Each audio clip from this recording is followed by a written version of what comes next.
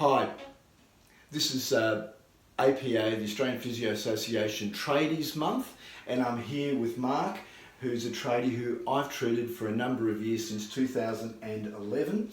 We've already sent you an email about the value of getting treatment and managing little injuries along the way for tradies to keep yourself active and mobile.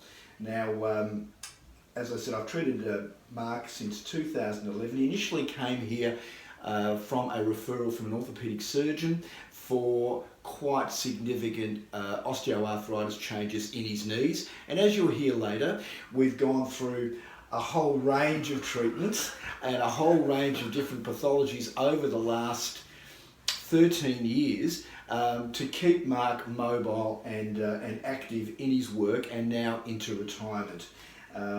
So Mark, do you want to just tell us a little bit about your work history and what challenges you've faced? Well, for the last 20 or so years I've been working in the building industry, fitting aluminium windows, which quite often contain glass, which can get panels up to 100 kilos. But before you put them in, you have to do a lot of drilling in the concrete. Sometimes you're on ladders. You'd be reaching out a long way. Yeah. You're up and down ladders a lot of the day. You're, not working in comfortable positions. Yeah, it's a physically challenging job, Yeah. which because you were self-employed, you basically had to push through and keep working with all of this now. Yeah, for the last 15 years. Yeah. 15 years. So you've recently cut down your work, or you retired? Yeah, well, I've retired this year. You're now retired, but stays active, still working, still doing the exercise, and coming in for an assessment and a review every 4 weeks or so, just to deal with the little kind of ongoing problems, hotspots. Yeah. But trying to keep you active, because you've got a really good attitude to exercise. You ride your bike, you follow through with your work, which is really important.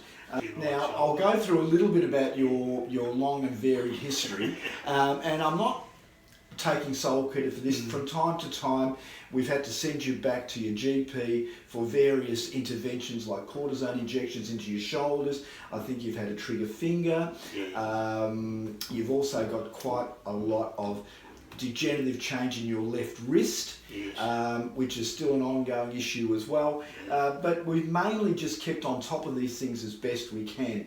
So one of the things that was quite startling about Mark is the degree of degenerative change and pathology on scans, MRIs and ultrasound. If we looked at them a few times, we thought you were cooked, you were all done, because they were pretty severe, in the shoulders, in the wrist, and particularly in the knees. So, and that's a really good example of you just don't go on pathology and investigation results. The important thing is function and keeping moving, and really you had no choice, you had to push on. So we were doing our best to keep you mobile and active and doing an exercise program to manage these various pathologies that you have. Now, what do you think the benefit to you has been of just managing these issues along the way? Well, I went to a doctor in 2004 when I first found out I had osteoarthritis in my back, and he said, well, don't lift anything, don't do anything, don't exercise. Well, he was an idiot. So obviously, if you keep exercising and make your back stronger, for instance, you can cope with what's wrong with you. Yeah, exactly. That's what you mean. Yeah, well, that's the best example I can sort of give. Yeah, and we've continued on. So Mark has a range of exercises for his shoulders, for your knees. And the good thing about Mark is willing to do the work. He is by nature quite an active person. He wants to have a good quality of life. There's a lot of upside for him to do the work, to stay active.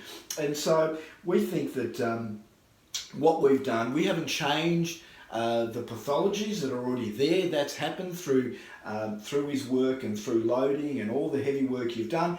But we've managed to deal with the the challenges of stiffness and weakness and got him working in the right way to try and stay as active as possible, and hopefully now enjoy your retirement with less limitations. So is there anything else you want to add to that, Mark?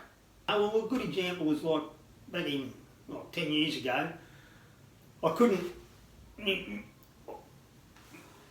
hurt my shoulder and my left arm putting up a post one day.